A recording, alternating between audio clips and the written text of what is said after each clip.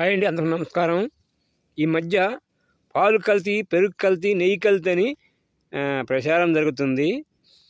అది ఏంటంటే ఇప్పుడు పెద్ద పెద్ద నగరాలు, సిటీలు, టౌన్లు ఈ జనాలకి తగినన్ని పాలు సప్లై అవ్వటం లేదు. ఈ సిటీలు, నగరాలు, టౌన్లో బరుగోలు మేపేవాళ్ళు ఎవరు లేరు. మేపేది ఎక్కడో పల్లెటూరులో కూడా అరాకొర చాలా వరకు బరుగోలు మేపేవాళ్ళు తగ్గిపోయినారు.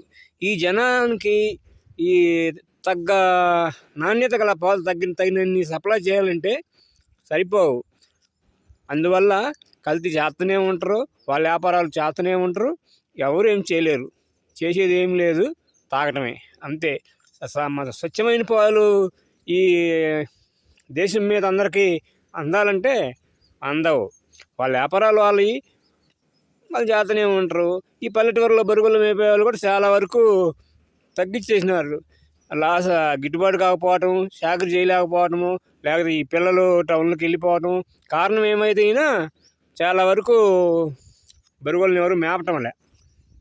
అందువల్ల కల్తీ జరుగుతూనే ఉంటుంది. ఇప్పుడు పల్లెటూరులో కూడా పెరుగు ప్యాకెట్లు, పాల ప్యాకెట్లు కొనుక్కొచ్చుకుంటున్నారు. చూడండి మరి పరిస్థితి. అది విషయం. దాని గురించి మనం చేసేది ఏం లేదు. అది కంట్రోల్ చేయాలంటే ఏ రోజు అయిద్దో ఏమో. లేదు, స్వచ్ఛమైన పాలు కావాలంటే ఇంటికో బర్రెని మేపుకోవటమే.